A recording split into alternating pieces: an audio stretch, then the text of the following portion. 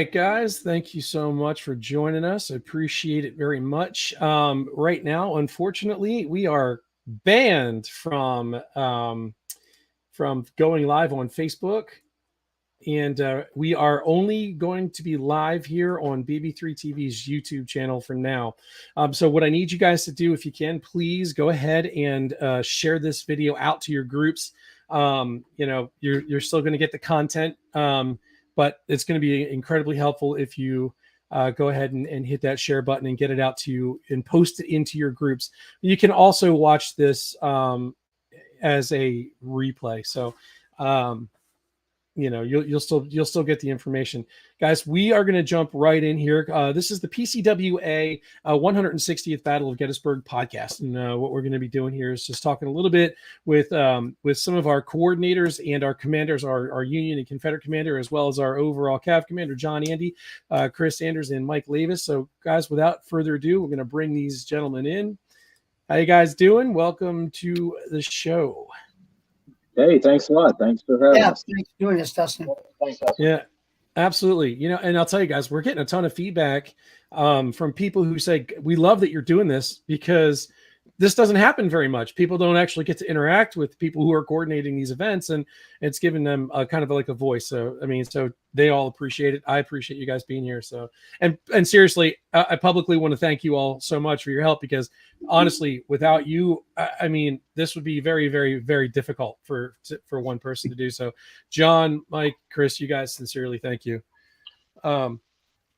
So holy shit. We'll talk about that later. So what we're going to do, she just showed me something that we're going to have to talk about that in a few minutes. Yeah. So we're going to talk a little bit today, guys, about some of the stuff that's been going on up to this point. There's a lot of people who have a ton of questions and they're constantly like messaging, and that's great. I don't mind that. It doesn't bother me.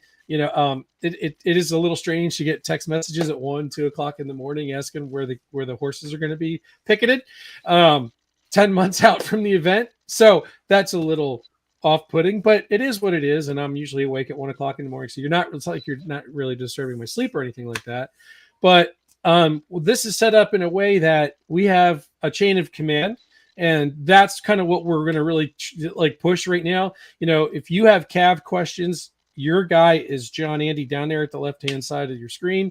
All right. He's the guy that you can contact him between like the hours of like 9 a.m. or 10, whatever, John, you put that out. That's yours. Yeah. Banker's hours, and we'll get back to you as soon as possible. And Chris and Mike, you guys, so Chris Sanders, for those who do not know, is running the overall Confederate command, and Mike Lavis is running the overall Union command. So Chris just got back from vacation. He was up doing some hunting, and I think he's a little bit out of the loop. So there's been a lot of stuff going on, dude, in terms of like people just wanting to know so much stuff, and like really, like, we don't, like, what are we supposed to tell these people? You know what I mean? What do you do for like a rear rank production when you're putting on an event and you get people blowing you up, man? Well, the thing is, we have a chain of command established. We are 10 months out from the event. You have enough work to do with everything from working with the landowners and the different municipalities and everybody else, right? Your plate's rather full. They just have to trust us that if they've been to events that Mike or I or John or you have done before, that it's going to be a really kick butt event, and they're just going to have to give us a little bit of time. We're working everything out. Right now, I'm working with trying to consolidate what the Confederate command structure is going to be as far as who's coming. I'm getting a lot of feedback from a lot of the major organizations. Seems like they're all coming. So it'd be a matter of sitting down and building the order of battle. But we do have a command staff put together already. Heath Fleming will be my AAG and probably be a good point of contact for everybody there. If they can't chase me down, last week I was chasing bear in Maine, and I think we're headed out to chase buffalo out in South Dakota. So it's hunting season, man. So, but we'll get everything set. We'll make everybody happy. they've been to our events before, they know what to expect. Good quality event, even-handed rule enforcement. We're not asking people to go out and buy all new kits or anything near like that. We have some very basic rules and regulations that Dustin put out. They're black and white, and that's what we're enforcing. And we always tell people, hey, we always encourage people to go above and beyond. If you're going to 57th Virginia and you find out that they were issued, I don't know, these haversacks prior to the event, hey, cool, go get them. But it doesn't mean that everybody has to. So I know Gettysburg has always been, and Mike, you can probably agree on this one, Gettysburg's always weird because it's kind of like the mecca of the hobby. Everybody goes to Gettysburg. Everybody gets all excited about Gettysburg. And it's always crazy because it is the mecca. But they have to just trust us that we're going to put on a really good Civil War experience for everybody in attendance, and we'll work with everybody who's coming. Yeah, absolutely, Chris. There's just right now we're getting requests from people for regimental portrayals in this battle or that situation or here or there. We want to be this guy here or that guy there. We want to take all those requests and interests. That doesn't mean we'll get to fit them all in. Like we don't have a peach orchard, for instance. We don't have a railroad cut. So we're just going to have to skip those parts of the battle. But the parts that are in there, we're going to make everybody walk out of there feeling like, wow, that must have been what it was really like. So exactly. It just takes time. Just takes time to work it all in. Mm-hmm. So we're not going to be getting a lot of comments. I'm getting messages. My messenger's blowing up because people are telling me that they are not able to comment. So guys, if you have a question and you can ask me directly in my messenger right now, I will answer your question live here on the show here. So one of the things that keeps being brought up to me is Dustin, why are you not allowing special impressions? Why are you not allowing, like generals and stuff like this to come? It's not that we're not allowing generals and special things to come. What we're not allowing is that kind of stuff to be out on the field. I mean, is there a place in the living history section for that? Maybe. I don't know, but I always kind of felt like it's kind of weird to have Grant, be at Gettysburg when Grant wasn't at Gettysburg. So does it really make sense to have a Grant portrayal at Gettysburg? I mean, what's your thought process on that, fellas? I mean, I hear that a lot. People want to, especially since it's Gettysburg. Again, we're dealing with Gettysburg, and you want to have everybody wants to show up. You could have your John Wilkes Booth chasing Lincoln around. I don't know. But the thing is, when it comes down to it, the events about the original Boys of '63 and who was actually there, not some type of fantasy cosplay thing. So the idea is, if I read the rules right, if someone wants to portray, let's say, for the sake of the conversation, James Longstreet, okay, send in a picture. Do you look like James Longstreet? I mean, I think I mentioned before, I was in an event where they had a 5-foot-tall General Lee walking around that didn't look like General Lee, and Minnie Lee just didn't cut it. And that's not what we're trying to do for the public. It's about history, not about, what somebody wants to dress up for us for Halloween. Maybe I'm being a little bit rough, but that's kind of where it's at. So, it's not that we won't have them, and, we have a living history area set up for that. But as far as being on the field, if someone has a really spot-on impression and they agree to work with, speaking for the Confederates, they agree to work with me and be where I tell them to be, that adds to the experience of the troops, right? But if it's, Jefferson Davis wandering around Gettysburg, I don't think so. Okay, that's not working. Yeah, we're not going to carry Jackson's arm in front of us in the battle. Okay, it's just not going to happen. So that's pretty much,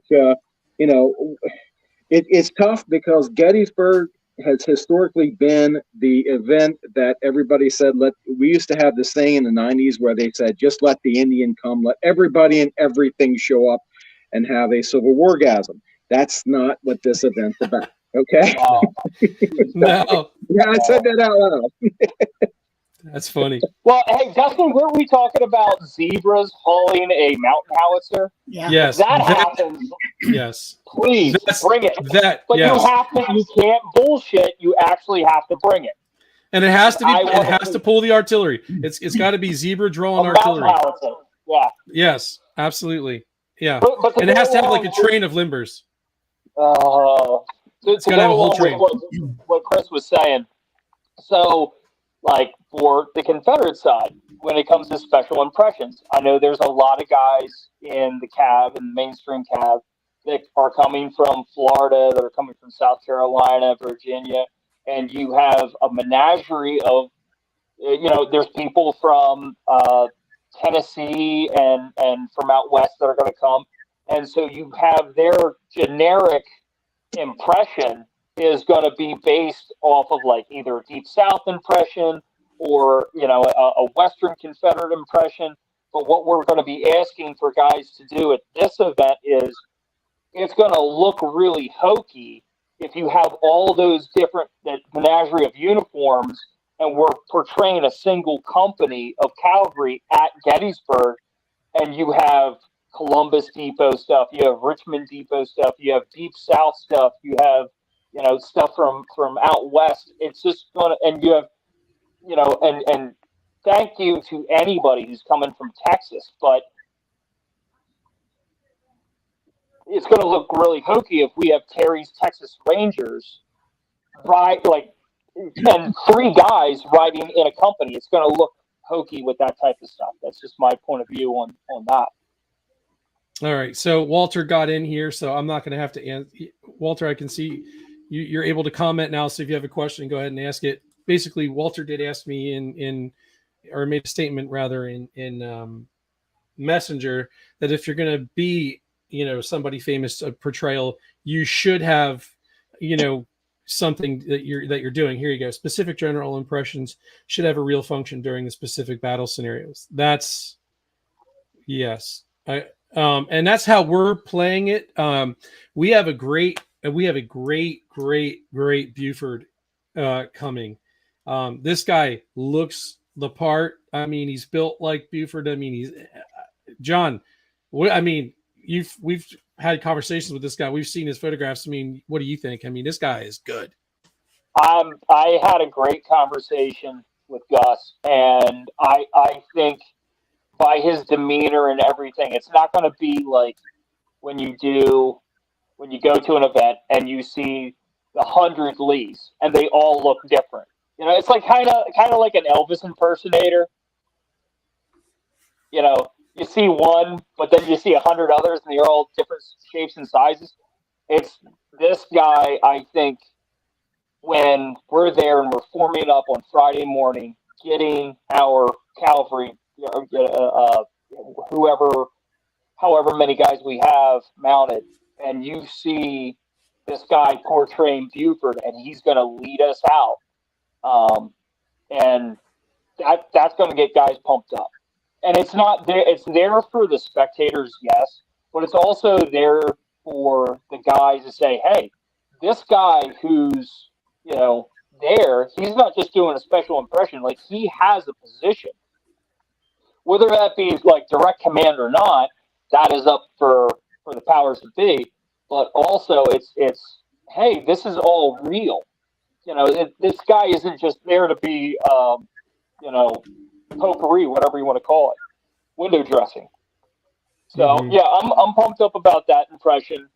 Some of the scenarios that we have for the Buford scenario, I think it's going to be pumped up. It's going to be one you're not going to want to miss. Right, and the other side of this is too. It's Gus has experience actually moving people around in the field. And I'm excited about that. It's not that he's not just coming out to look pretty. I mean, he will work in, closely with Mike, and listen, this is a concert, and we've really tried to emphasize this in the past. Okay, this is not an event where you can come out here and just say, "Oh, I'm Mr. Dismount Cav, and you know what? They're flanking me on the left, and I'm going to break scenario and go do what I want with my 33 pistols and my Henry repeaters." You can't do that. Yeah, I'm just saying. Yeah, I'm just saying that this is being very well planned by these three gentlemen here, and as well as Scott Fink. Scott does not like to be on lives, and he's got a lot going on, so he would love to be here, but I'm sure he's following. But between the four of these guys are creating a massive like symphony orchestra in the middle of an open field, and these guys are making it so that the scenarios go as closely to what happened in 1863 as possible, given the land restrictions and stuff that we have. So it's important that when you come out here, you're not in your mind, you're not going to be like, well, I'm commanding. And look, I'm not throwing anybody under a bus, but I'm just going to use John because I've literally been in more contact with John than anybody in my entire organization. And John and I talk regularly. And, so I'll just use Cav, whoever is commanding whatever side of Cav, and he just decides, hey, I'm just going to go do what I want to do because, I've got command. That doesn't work. That's going to, that's going to really mess up what we're trying to do here, and I've been really big on emphasizing the fact that this is supposed to be an educational thing, and we're supposed to be bringing honor and remembrance to the people who died out there, and really they gave it all. So we're doing them a complete disservice if we just come out here mad hatting and being cowboys. It's not going to work. We're putting people in place that each one of these people on the screen with me trust implicitly. So if you've been put in that position, we expect that you're going to do exactly what these guys lay out for you to do. Yeah, exactly. I mean, if someone breaks scenario on the Confederate side, they will be escorted off the field, and that's the end of that. I don't believe in breaking scenarios. We never have broken a scenario. I will not tolerate it. It's really is that simple. I think everybody who's served under me on the Confederate side before knows that. I have staff members watching everything, and they all know the scenario. And if something goes wrong, we'll arrest an officer and remove him from the field. It's that simple, Yeah, actually, speaking of Gus, when he's done being Buford, he's going to be my provost officer and spend the rest of the day on staff. And he does walk around watching things for me too. So yeah. There you go.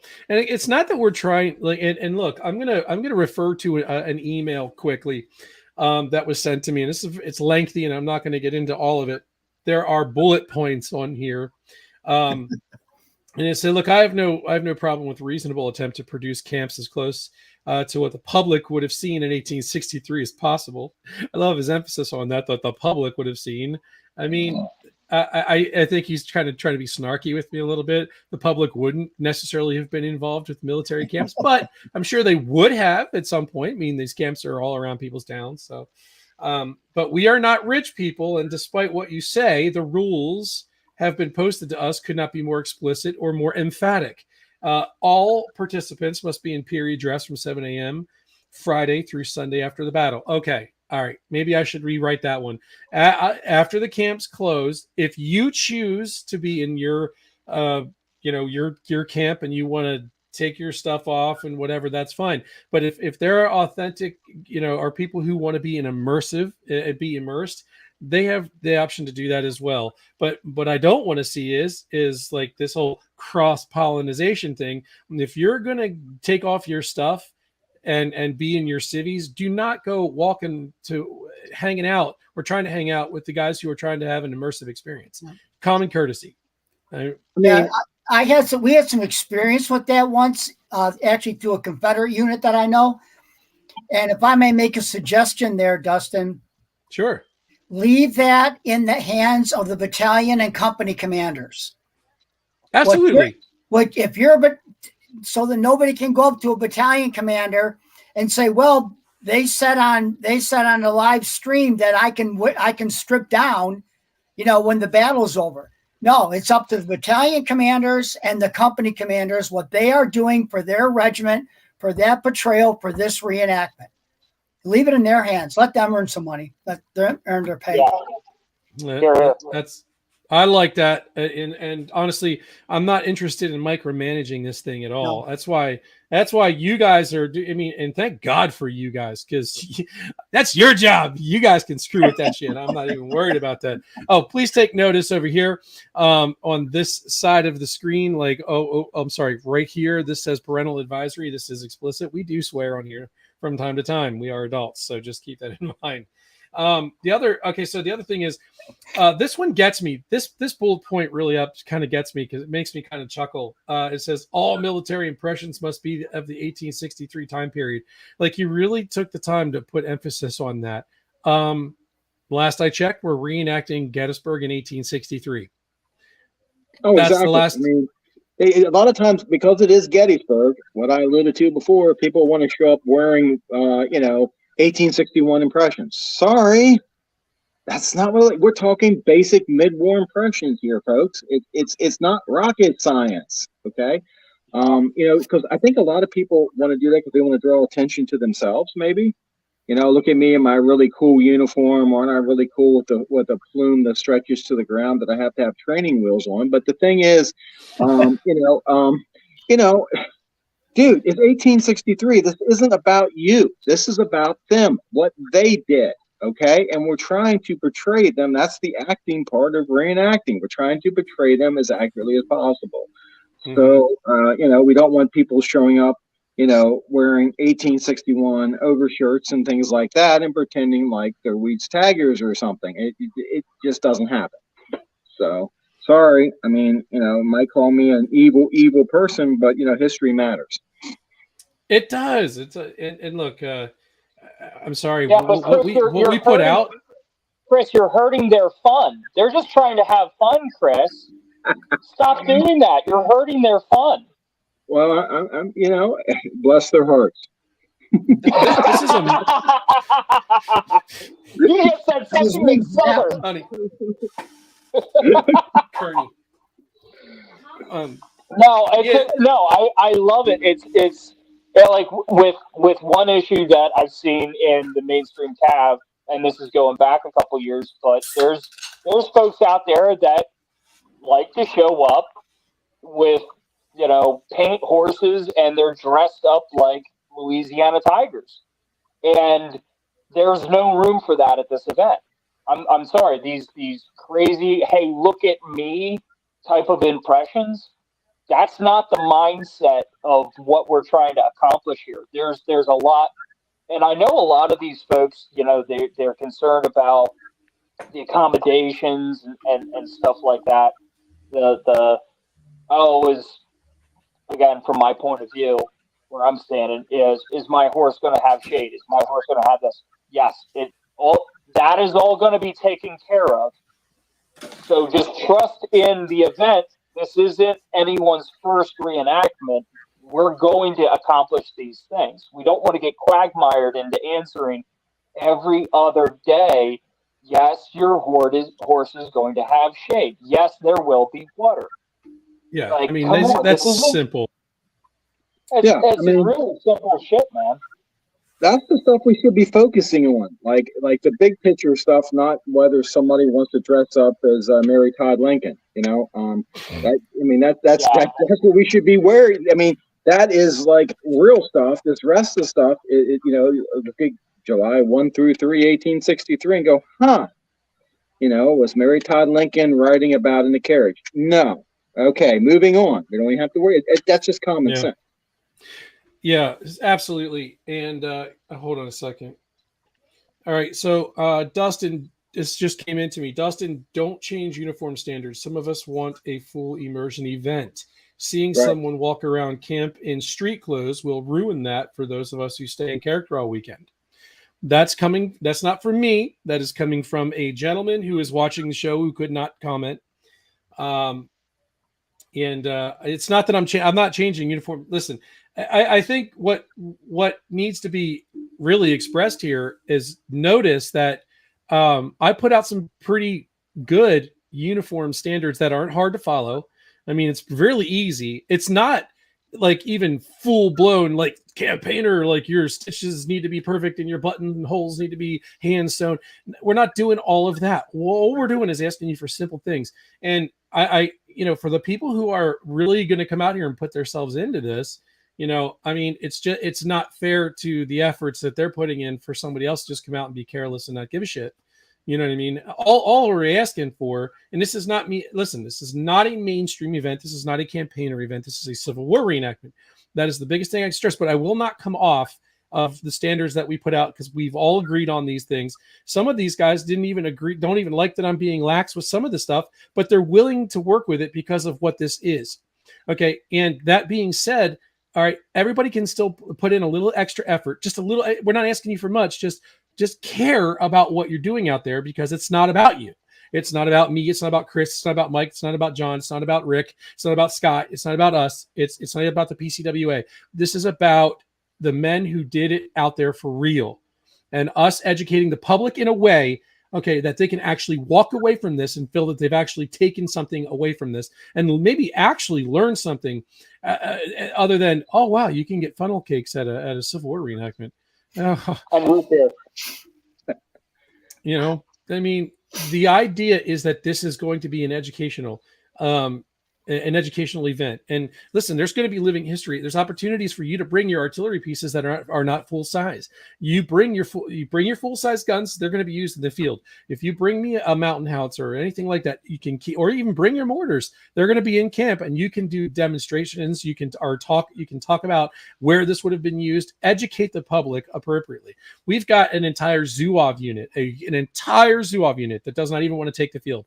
These guys are going to come out, and they're going to do demonstrations. There are, training demonstrations, things like that. But their purpose is they want to educate people. That is what we're trying to do. That's our primary goal here. So don't take it personal. Like, everyone seems to get so freaking upset when you say standards. You say standards, and you're like, I'm going to enforce them. And all of a sudden it's like, oh, well, what? I have no idea what to do. Freaking out over nothing, guys. We care. That's the only thing. At the end of the day, we genuinely care about what's going on out there in the field. That's all we're trying to do. We're just trying to actually bring some honor and some dignity to these guys. That's our purpose here. Don't take it personal. If I could interject, I saw a comment pop up. Like, everybody has 10 months, right? If you're not sure, of your impression, and I know, I don't know, Dustin, if I sent you the Confederates looking 1863 guidelines, if you have those. I posted it. There. Yeah. If you don't, let me know. I mean, if you want to fine tune it, there you go. Here's as much information as we can get to you. Okay. Now, it isn't broken down by Georgia or Tennessee or Alabama or Texas, but just a basic overall 1863 look.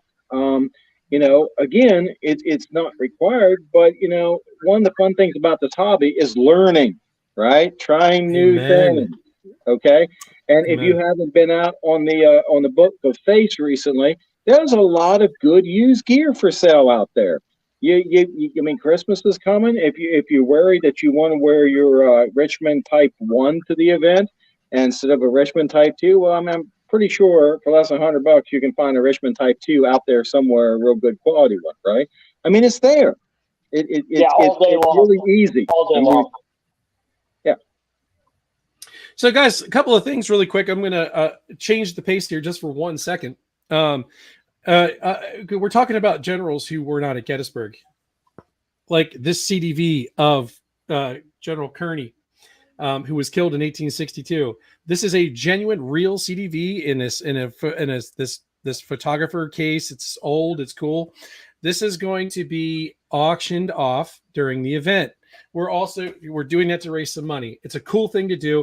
Guys, I also have a slightly used, pretty much brand new 1853 Enfield that we are going to be doing a raffle for. I got to step out to the side for a second, guys. I'll be right back. That's not a problem. So we're going to be doing that. I also have accoutrements. We're going to have some leathers that are going to be auctioned off, and it's going to be cheap. Guys, this is an opportunity for you to get into some of this cool stuff. I also have a couple of knapsacks coming that are really, really, really good in terms of craftsmanship and quality. So just stay tuned for that stuff, guys. And we're going to probably do an auction before the event, so you can actually use it at the event. But the raffle for the musket will be drawn at the event. And there is potential for us to actually be raffling off an original used musket too. So we're still working on that. But I needed to put that out there real quick. Just some of the things that we're doing, some cool opportunities to get a hold of some really cool stuff.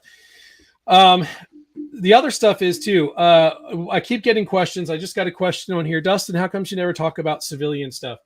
We are going to do a podcast within the next week or two. I'm going to get our civilian coordinator, Chris's lovely wife, to come on the podcast. Will she do that?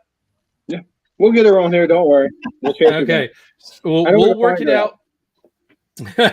So we're going to work it out with her, and I'll get her on the same time, and I'll get the education coordinator and that staff member to join in. So we will be scheduling that podcast here soon. So stay tuned for that. That is on our radar, guys. This isn't all just about military or things like that. So it's all on our radar, guys. Keep in mind we do have 10 months, and there's a lot of stuff to put together. We have a lot of logistics that we really have to contend with, and just because we aren't talking about it constantly doesn't mean it isn't on our radar. When it comes to like the living history and civilian stuff like that, there is going to be a living history area, but we've got to figure out, simple things like where are these guys going? Where are we putting porta-johns? So that the township actually gives us the permit to do that kind of stuff without giving us a hard time. So just keep that in the back of your mind. There's a lot of wheels turning here. Do you guys have anything that you would like to add or anything you want to put out? Well, one thing, as far as getting back to generals on the field and things like that, I look at it that is we're putting on a massive outdoor play with a cast of thousands with no rehearsal and expecting to nail it the first time. So we need guys out there who are used to commanding and whose men are used to them commanding them and who have worked with Chris and I before. It's like it's a finely tuned dance. It is an orchestra type of thing in a situation. So we need people responding when it's time to respond, because a lot of it's really split second timing. It's time for Anderson's brigade to come in there. It's time for the Irish brigade to go into the cornfield or the wheat field. And they got to go now. They got to be there now. So there's a lot of work that's involved with all this that we're putting together. And so we really need to have a lot of really tight command and control out there on the battlefield. We really do. I don't mind, and I'm sure Chris doesn't either. If some general wants to hang around behind me or whatever and look nice or whatever, if he's appropriate for the time, I don't have a problem with that. As long as he's behind me and stays out of my way, I don't care. As long as I have to look at him or listen to him, that's fine. Because there's going to be too much going on out there, and there's going to be too much at stake, and everybody working real hard to get it right to allow other things to mess it up. So exactly, Mike. And there's times you remember way back, around 2004 or something. I did an event where we were doing Cedar Mountain, and I had a guy who was a dead ringer for Jackson, right? Dead ringer. And he researched to no end for specifically August 1862. We didn't tell the troops he was going to be there because I'm all about cool experiences for the troops, right? But Skip Coons, who was portraying him, who's also on my staff, at the right time, he rode in with his sword rusted in the scabbard trying to rally the Confederate troops, right? And that gave them all a period experience. Again, when it comes down to these generals, I think we're getting, putting too much emphasis on this because I'm more worried about what the common soldiers did.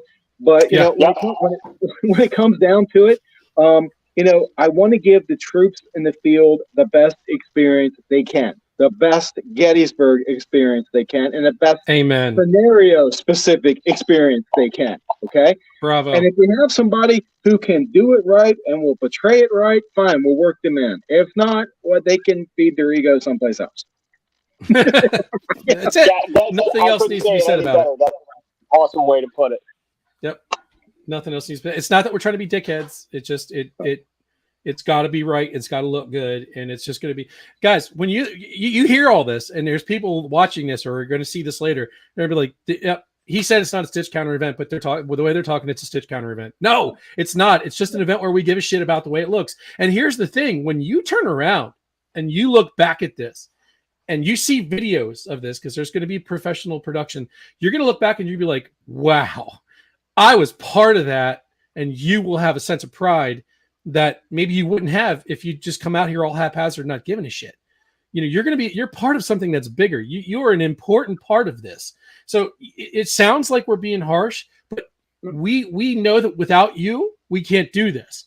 We just want you to care. That's all. Just care a little bit. And if you have questions, reach out to these gentlemen. They are happy to answer your questions. Don't do it at 1 o'clock in the morning. Don't do it at 1 o'clock in the morning. Be respectful.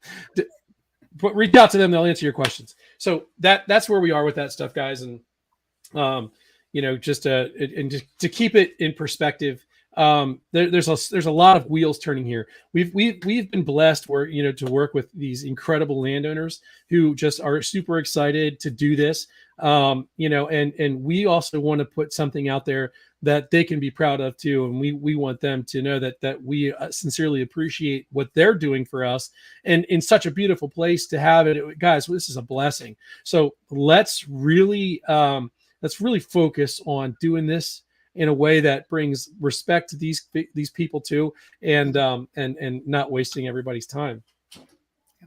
Exactly. Okay. I have a question for you. It's a permit question, Mike. Are you working with Belgie on this? Have you been in contact with Belgie on the permit stuff? We've been discussing it back and forth. And right now, last I left with him, he was doing all the paperwork stuff that's got to be filled out. And then comes, laying out the site so that the permit people are happy. And then, then there's the contracts which have to be signed. It's a really, really involved, long process. Now, Mike does know about the informal walkthrough that I'm doing with some of my staff on the 27th. Right. And so he's invited to come out there and walk around the site, with his notepad or whatever, and start making plans along those lines. So I'm expecting him to be out there on the 27th also. Outstanding. So it's a step at a time, but it is. But keep in mind that this is a very short time that we have in terms of, we've got 10 months, but it's going to be under review for 3 months. So if we take another month to get it all done and get it put together and get it submitted, it's another 3 months until we're going to get it back or hear anything. We can get a provisional, and we'll pay the extra money to do that. I'm not worried about that. We'll get the provisional, but it's just, that's one of the things that we don't have time to be dragging our feet on. Belgie's calling me right now. Mike, I don't know. We're on live. I'm going to hang up. Talk soon.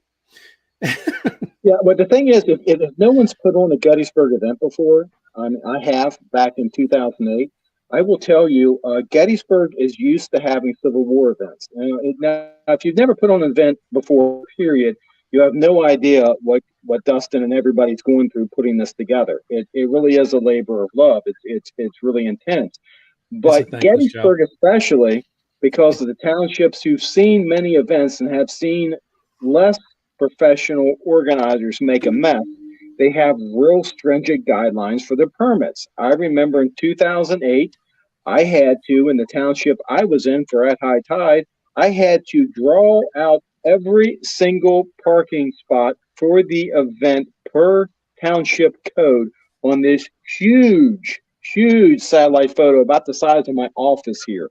And I was doing that in the Gettysburg Hotel. Talk about a lot of fun, going out there and, measuring everything to scale. So Gettysburg has seen many event organizers come and go, and have seen many unprofessional organizers make a mess. So I understand that they want to be sure that we have our T's dotted and our I's crossed. So we're going to be sure to get all that done and all that put to bed, because we've all, been on this horse before.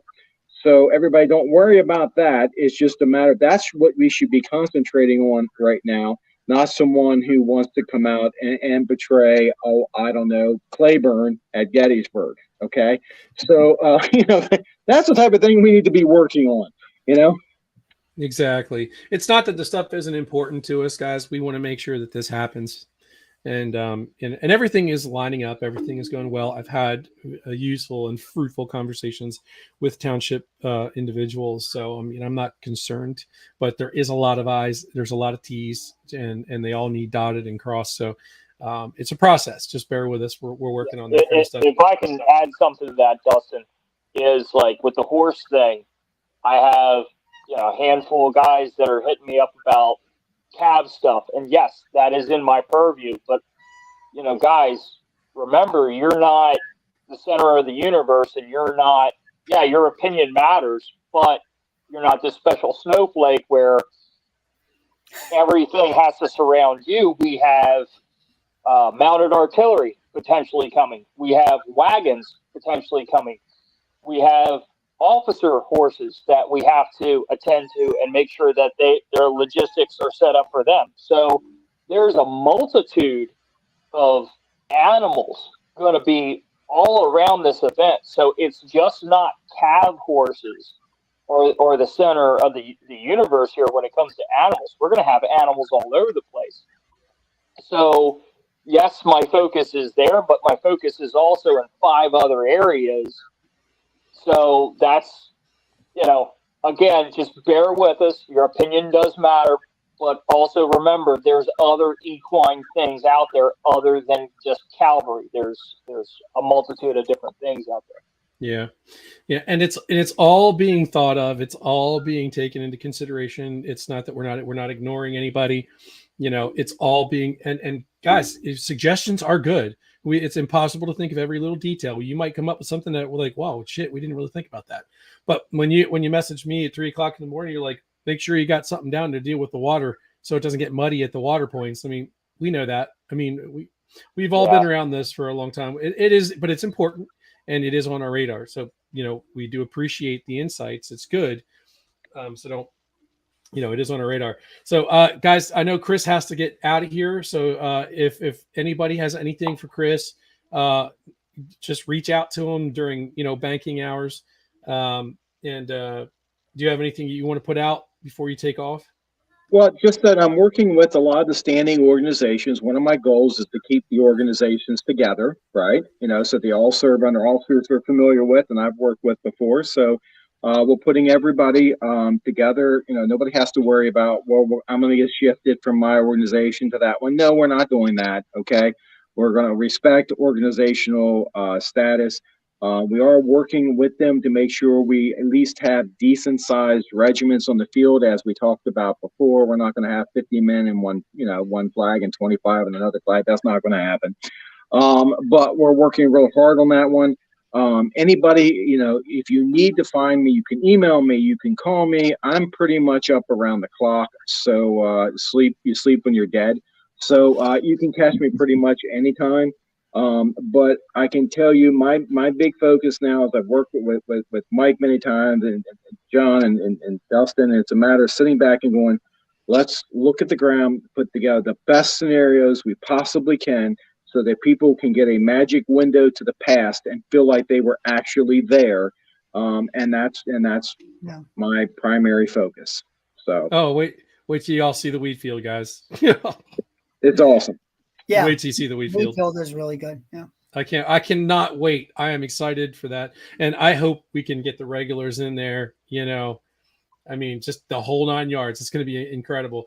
And that's the other thing, guys. I was asked the question about, hey, if we come out as the 110th, are we going to be able to be used anywhere else? Well, as long as you have the proper stuff to switch your uniform, we're absolutely going to use you. I mean, you're not just going to fight one day and not be used again, later. We're going to use you for all scenarios, but you might just have to switch a couple of things up here and there to make sure that you're fitting into the proper scenario. Like, I mean, if you can do a regular like a U.S. regulars impression, the darker blue pants or whatever, and do it, bring that stuff with you if you have it. And if you can afford to, go ahead and just buy a pair of trousers to make sure that you're looking as U.S. regulars as you possibly can. Do a little bit of research. It's all out there. It's easy. Google is a beautiful thing. There's all kinds of websites. And these gentlemen are excellent resources for questions like that. They are geniuses and they're ridiculous. So Okay. And with that, I'm going to have to leave because I'm not a genius. So I'm not allowed to be here anymore. So, And all you, right, you guys, you know where to find me. You know where to hunt me down. I'll see you, Mike, on the 27th. Okay, I'll Yep. be up as well, and I'll probably bring some of my staff with me too. Okay. Okay. Good. All right. Yep. Talk Catch to you you later. See you later, Chris. Thanks, Chris. All right, so that takes care of the Confederate stuff. And again, anything comes up, you guys know how to get a hold of him. There was something I wanted to talk about, and I keep forgetting to bring this up. It's and I'm going to forget again because I got so much going on in my mind. Mike, do you remember? You remember the one we were talking about putting camps on the left-hand side? If you're looking at the property, the left-hand side, the hill on the left, and logistically keeping everybody on one side. I was actually thinking we have that whole lower field to the right of that cow pen that's wired off that we won't be using. Cows won't be there, but we could use that whole lower flat area, for CS camps. It's low, it's flat, it's a huge area. Something for you to consider. Oh, absolutely. In fact, I was just thinking about that spot the other day when I was kind of running through my head. Like, we'll find some use for it. We'll figure out something for that piece of ground, some camp, someplace or whatever. Yeah, I was thinking of that also. Yeah, because we're going to be running if there's got to be an area for settlers and living history, then there's got to be an area for demonstrations, which is we can use that that part of the big part of the field on the right hand side, on top of that hill. That can be it's a great demonstration area, where we can line spectators up, but they're going to have to cross the creek. They're going to have to do all that. Yeah.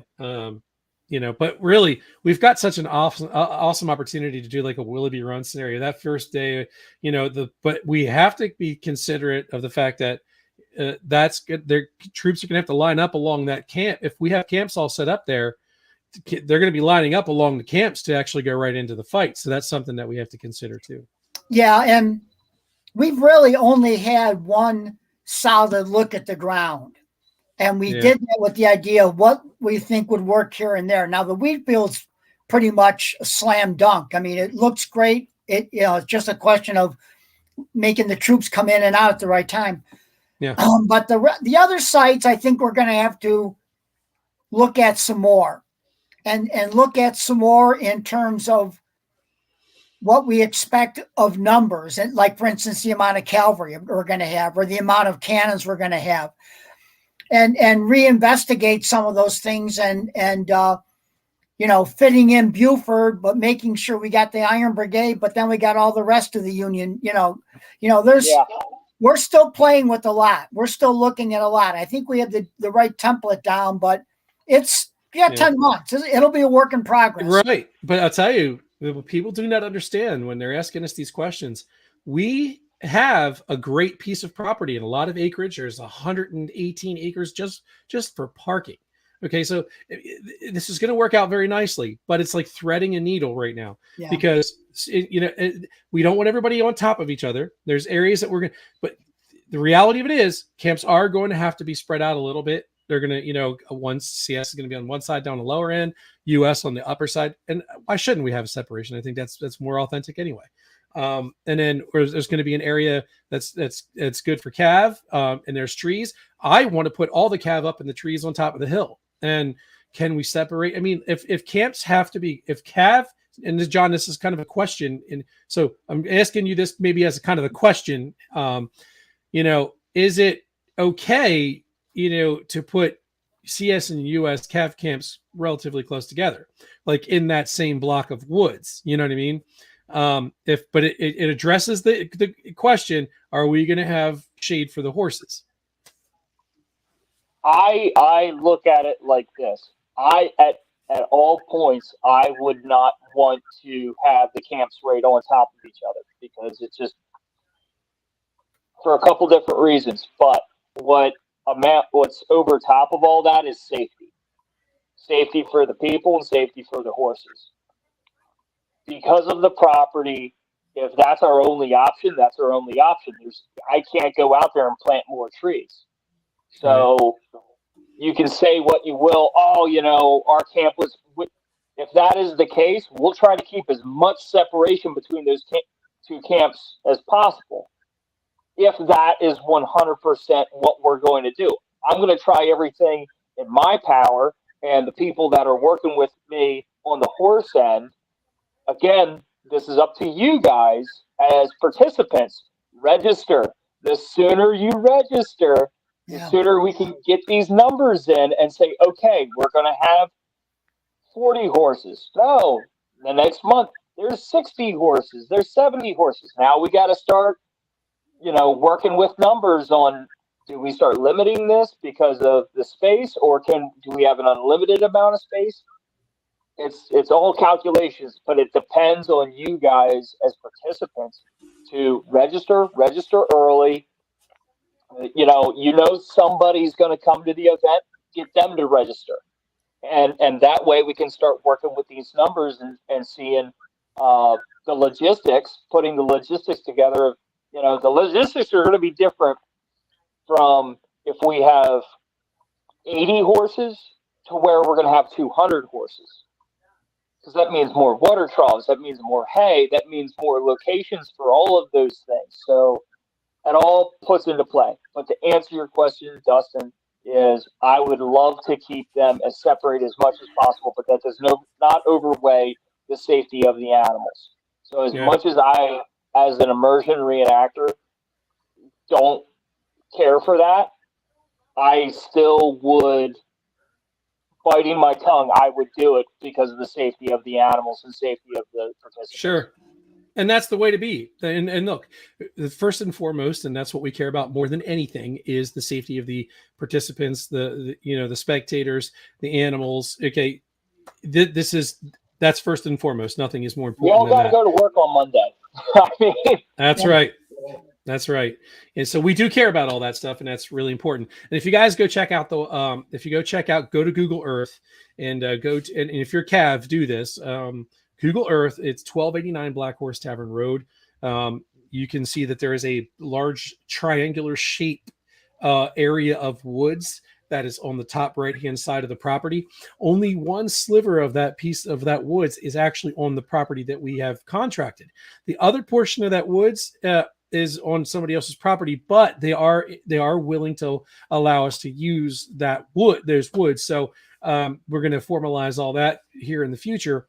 But take a look at it and, kind of see what we're working with. We do have trees along the creek, but the problem is if you guys can't really set up a camp there because we're going to be fighting through that creek. It's Willoughby Run. So that's another thing. So the other part of this is there are trees that border the entire property. If we have to line Cav up the whole way along the borders just to keep you guys under trees, we can do that. There's options, there's things that we can do. Yeah, again, we have to do these walkthroughs. Myself, Gay Davis, and several other people that I'm working with are going to go and do walkthroughs, and we're going to start coming up with game plans. Again, we ask for people's patience, that we are on top of this. We have your best interest. We have the animals' best interest, because they can't help themselves. We have to be good stewards of them and make sure that they're taken care of. Again, for these folks, and I don't want to get into this tangent, but with rental horses, for you folks that are just renting a horse for the weekend, don't think it's just you're putting your quarters in and you're just going to let this horse bake out in the sun. Not going to happen. There's going to be logistics set up for every area where horses are going to be camped. Dustin, with your permission, can I segue into a subject real quick before we jump off of here? I'm going to say yes. Can you hold that thought for 1 second? Yeah, go ahead. I just got a message from somebody that says, Dustin, why are you doing this? Why are you stepping on the Lady Farm's toes? First of all, I'm going to address this. We're not stepping on the Lady Farm's toes at all. Okay. We're not doing that. First of all, you've never seen me go over to the Lady Farm's pages and try to get people to come from their event to this one, as people have done consistently on my pages, which I've politely asked you not to do. And one of them I asked very nice. I was like, I don't know what your problem is or why you have an attitude with me. They blocked me. I didn't even get smart with them, but whatever. I don't care. You can have your issues somewhere else. It doesn't make a difference to me. But I'm not disrespectful to the point where I go to Lady Farms pages and try to pull people from their event. I changed the dates of the event from the anniversary because I didn't want to step on their toes, because I'm not going to try to have people competing. I want them to have an opportunity to have a successful event. Okay. But I will say this. Okay. I am going to say this, and I don't care. People can say what they want. Take it for what it is. Okay. Gettysburg deserves more than cookie cutter. Okay. Gettysburg deserves a lot more than the generic place to throw an Antietam or a Gettysburg or a Wilderness, where you're still in Gettysburg. You're still in the Lady Farm. You got the people setting up in their camps in the exact same place, trying to say, I'm doing a Gettysburg event here, but we're going to do an Antietam event, but I set my tents in the same exact spot. Nothing changes. Okay. Gettysburg deserves more than that. Exactly. I'm not trashing what they do. All right. But I'm getting a little tired of answering the same questions. And I've been very nice about this. Okay. But Gettysburg deserves more. So if you want to know the real reason why I want to do Gettysburg, because Gettysburg deserves more. That's why. Yeah, absolutely. And I just want to echo that. Chris and I are doing this event because we saw a chance. And Shane, this will answer your question you posted earlier. This gives us a chance to put out a really good Gettysburg event so that the men in the ranks will walk away going, wow, that must have been what it was really like. Very close. An idea of it, an idea of what it was like. One of the considerations we're looking for camps is to be able to allow those who want to stay on the battlefield the entire weekend in line of battle, just dump in their camps wherever they stopped fighting, like they did during the battle, that we're going to provide that for them also. So they go out there Friday and come back Sunday, and listen, the whole time. So absolutely. We're looking at all that stuff. That's why I'm saying this is a Civil War reenactment. There is immersion and there is mainstream. We're doing it all. It's the Civil War reenactment. If you want to take part in that, then you do it, man. You go balls to the wall, man. I support you 110%. But I don't want an intrusion. If these guys are working their asses off to make this and have that experience, don't walk over there in your Snoopy PJs. They don't want to see it. Okay, so they just don't want to see it. So yeah, that would drive me insane. And with what you're saying, Mike, we're going to these lengths that there's a mass group of people out there that are contacting me. I have infantry guys from the Midwest contacting me because my name's attached to this. They said, hey, who do I need to contact to find out about federal infantry? I'm like, hey, this is attracting everybody from all different spectrums, from hardcore immersion guys to mainstreamers. People are being attracted to this not because we're lowering our standards, it's because we're raising the bar. And there's things that my team's putting together to enhance the experience for a lot of these. Majority of the cavalry out there is mainstream. Everybody knows this. But there's things that we can do to enhance the experience, not just to leave it out on the battlefield, but when you come back in camp, there's going to be things in place where you're constantly going to be doing stuff. It's not time to come back and crack open a beer, that type of stuff. There's going to be things for you to do in your companies that is going to give you that experience of not just the battle. I mean, burning powder is one thing, but to go back and you have a detail to do something, not pick up firewood, but there's going to be a multitude of things that we're going to have in place in cavalry camp, Confederate and Federal rather. But if I can jump into my point before we jump off here, Dustin. Sure. So big announcement this week. I wanted to let everybody know after the holiday, Mike and I, Lavis, have come up and approached Steve Dacus from the 11th OVC to take command of the cavalry for the federal forces, and he has graciously accepted, and we're looking to have him be on our team. And Steve is going to come out with some videos, a series of videos with his. If you ever seen his 11th OVC videos on YouTube, he has a great big page, and he's going to come out with a series of videos on preparing for Gettysburg. Him and I have gone back and forth on how we want to model the Federal Cavalry Force at the reenactment. And he has already taken morning reports from the 9th New York. I believe it was the 9th New York. I wish he was on here, because usually he does comment and corrects me on this stuff, but I don't have it in front of me. But it was the 9th New York, and it was their morning report in July of how many guys they had, and officers and all that stuff. So we're taking a company of that and then modeling. Okay, we have 40 guys, enlisted. We have 40 enlisted men. This is how many NCOs we're going to have. This is how many officers we're going to have, and break that down. And we're going to use that as a template. That's the effort and the research that's going behind stuff. And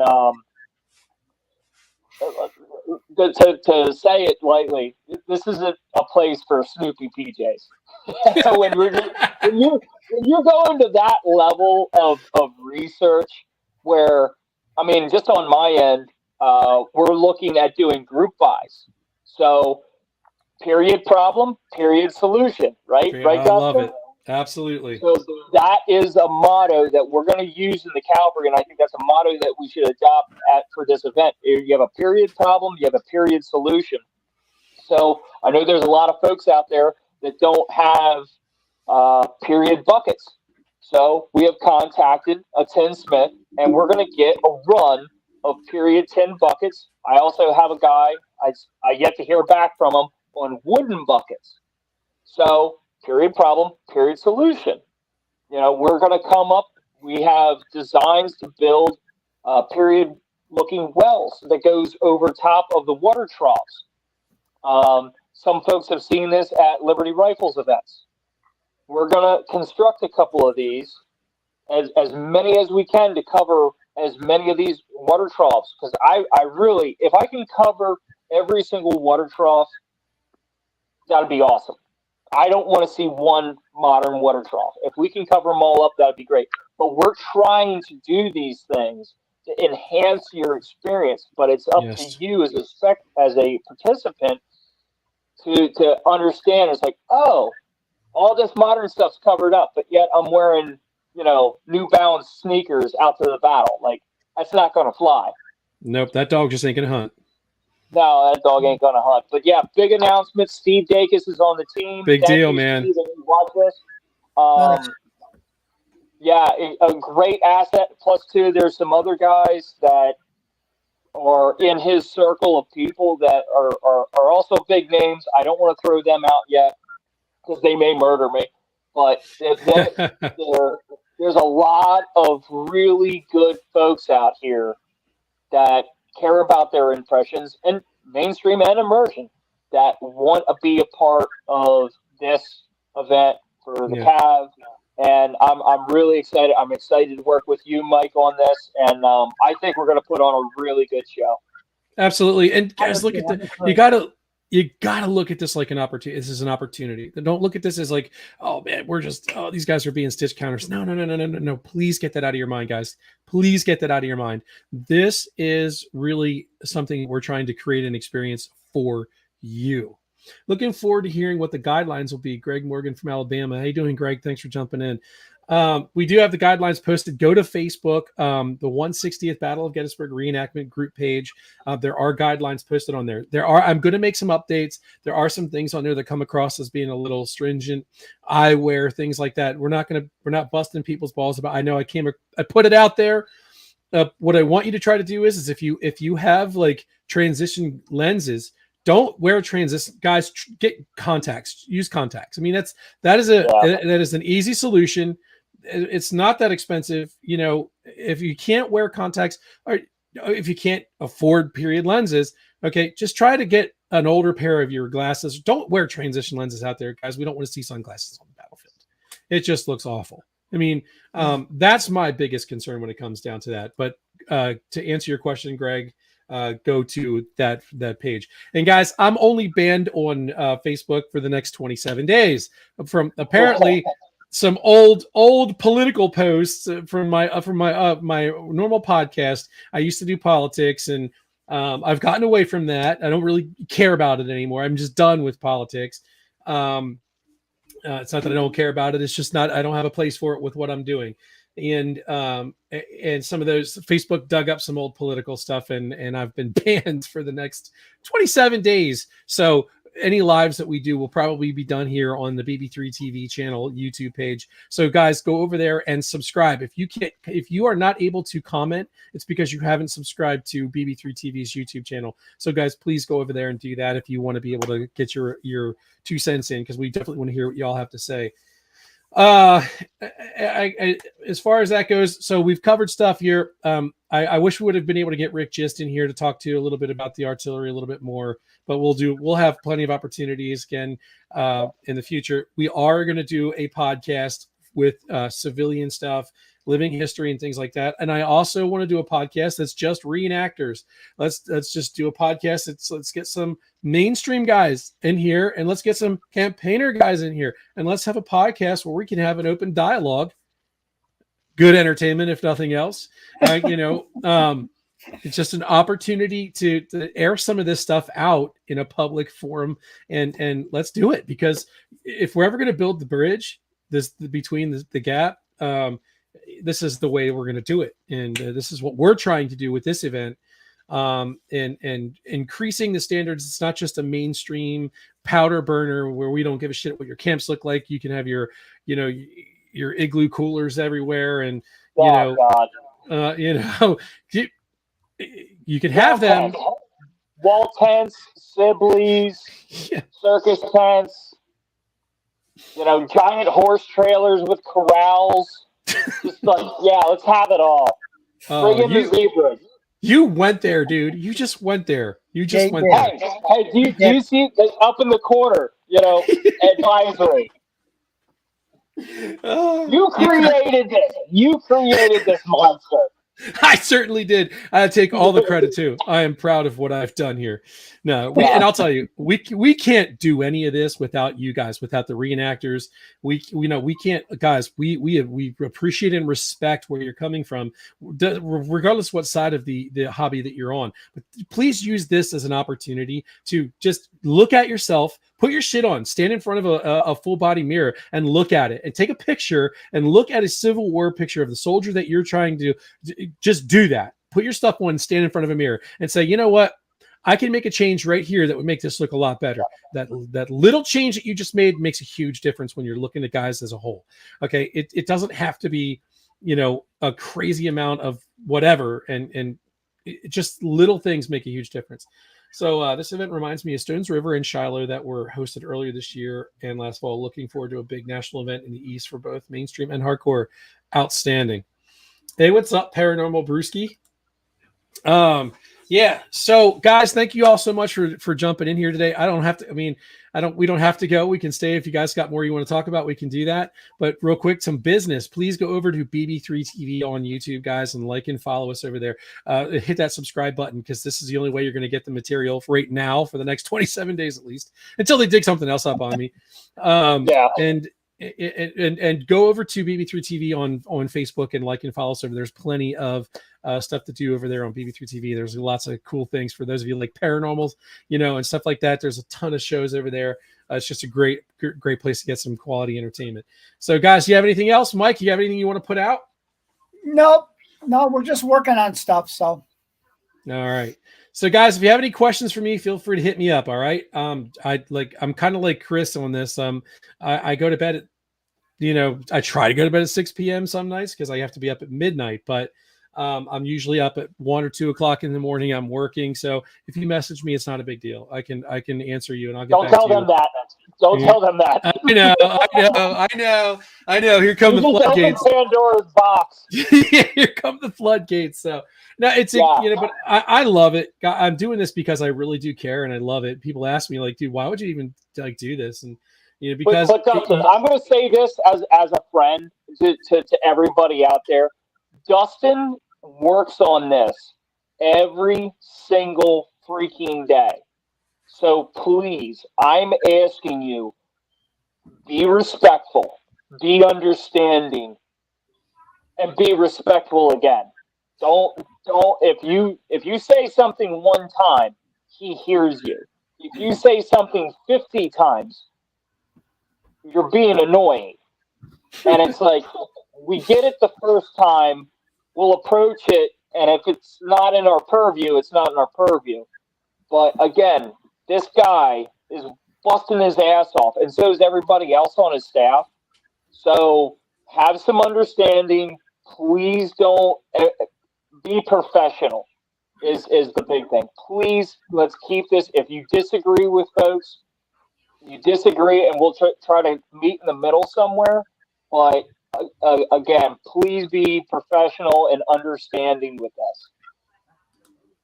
I appreciate that, John. Thank you. I mean, and most people have been. Most people have been really, really good about it, and I appreciate that. So my boys are wanting to Gettysburg for the 160th, and personally, this sounds like the event to be at. Keep up the good work. Thanks, Gregory.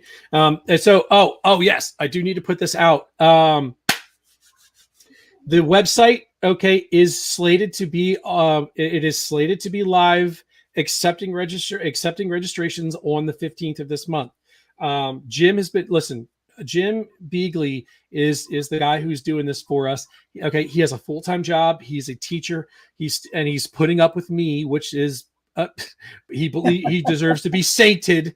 All right, because I've been up his butt 24/7 about getting this done. So publicly want to thank Jim for everything he's doing over there to get that taken care of. And he's working hard, and he's just be patient with them.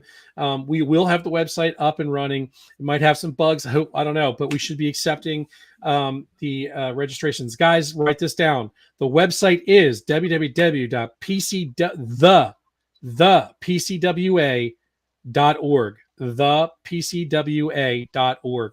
That's the website. Write it down. It's not going to be live just yet.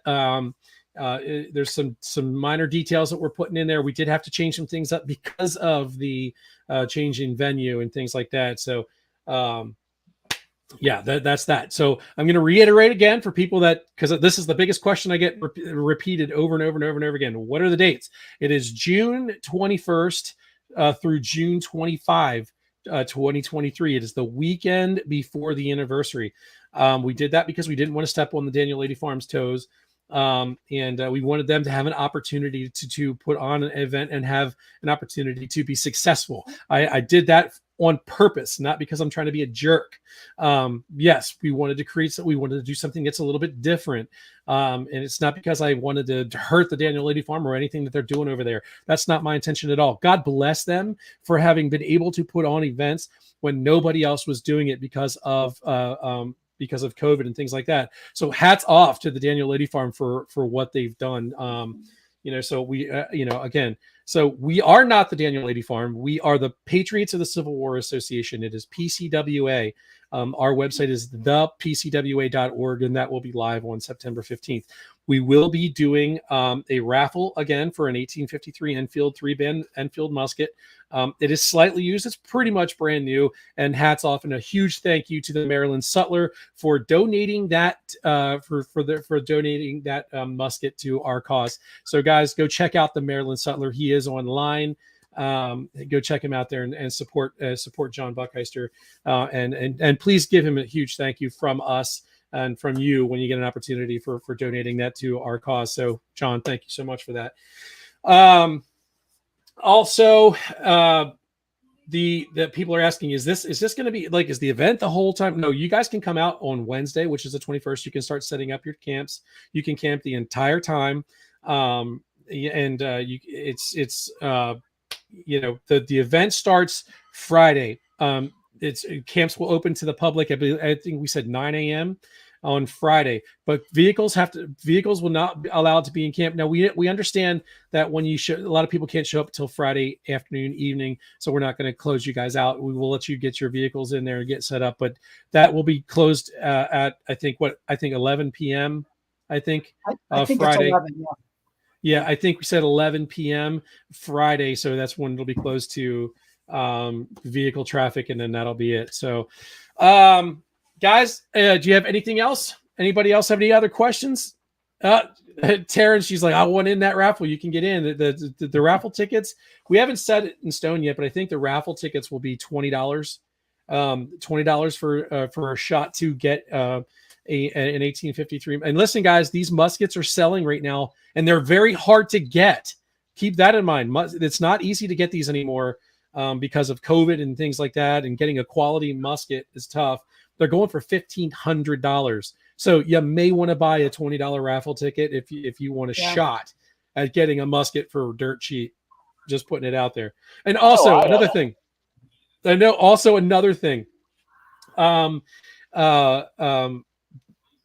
Guys, register early. Okay, register early, because early registration is $15, guys. That's dirt cheap. Okay, you're not going to go anywhere else to a national event and pay $15 for a registration fee. So the earlier you register, the cheaper it's going to be. All right, so just keep that in mind. So like I said, the September 15th, the website should be live. The PCWA.org is our website address, and that should be live on the 15th. Is the Enfield that okay? Good question, and thank you for asking. So I'm attempting to actually raffle off 2 muskets. One is a reproduction. I want to have that defarbed if it's not already defarbed. I'm going to take care of that and have it defarbed and ready to rock and roll for your impression. It is slightly used, but it was donated, but it was very well taken care of. It is a very nice, and it's a $20 musket. So think about it, guys. You're not going to get an opportunity like that, anytime soon. The other one is an original. Now, I haven't acquired that yet.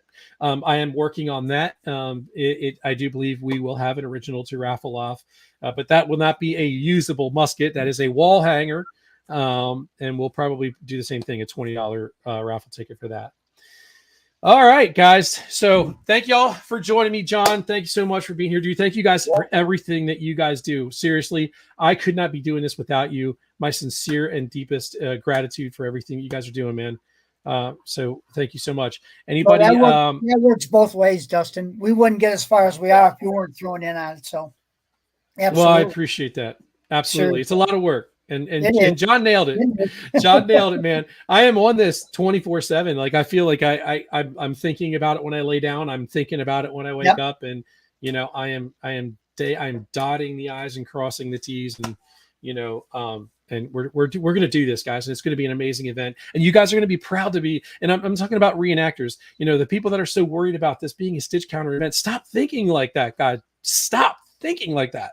It is an immersion opportunity to do immersion if you want to. It is an opportunity to just hang out in your tents or your camp if that's what you want to do. Okay, it's just, but be respectful of both sides. This isn't going to be. I'm not going to tolerate anybody coming out here bashing one side or the other. I will not. I will personally not tolerate that. I will take you out of the event if you pull that shit.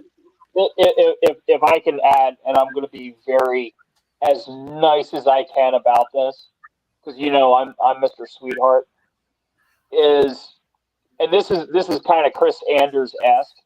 If saying that not having your Gatorade cooler outside of your tent offends you, this may not be the event for you. Honestly, if not wearing shit kicker boots or blue jeans offends you, this is probably not your event. Like for when we're going to be asking Confederates to galvanize, and this is something that Mike, maybe after the podcast, we can stay on here and talk a little bit more. Sure. After we get off of being live, but what we call in the Cav, going dirty blue. when Confederates galvanize and go federal. We're not going to allow that. We're not going to allow dirty blue to happen. So if you think just owning a fatigue blouse, but you're still going to wear your Confederate trousers and your Confederate hat and go out there with a musketoon, and that's good enough for your impression, that's not going to fly with me. That's not going to fly for the commanders. That's not going to fly for a lot of people. So we appreciate folks galvanizing, especially for the Buford scenario, but the quality, and then these aren't hard things that Dustin's talking about, that Mike's talking about. These aren't hard things. This is just upping your game a notch. Yeah. No one's asking to go out and buy a Casmar $400 beautifully made frock coat. You know, I don't have that money. Not a lot of people do, but like most of my jackets and stuff I wear is within the $100 to $150, and they got hand stitched buttonholes and the whole thing. I go to immersion events. I don't have any issues with that stuff. It's affordable. You just got to know who makes it and where to find it. There's a lot of great used stuff out there. And also you just got to be, like Dustin's saying, you got to be open-minded. So I'll leave it to that. Thanks guys for having us on tonight. Absolutely. Thank you all for being here, guys. And stay tuned, guys. Follow the 160th group page, the 160th Battle of Gettysburg group page on Facebook, where we will put out more announcements for future podcasts. We are going to do this regularly. We're going to stay in the public eye. We want you guys to all feel like you're a part of this, because you are. Without you guys, we're fishing in the dark here, and we don't want to do that. So we want to keep you guys all in and as a part of this. So stay tuned. And guys, please, again, I can't say this enough. Head over to youtube.com if you want to be in the loop and you want to be able to chat here in the chat section. You have to subscribe to BB3 TV on YouTube. Okay, so hit that subscribe button, ring the notification bell so you never miss a video when we do go live. All right, guys, thank you all so much for being here. God bless, and we will see y'all next time.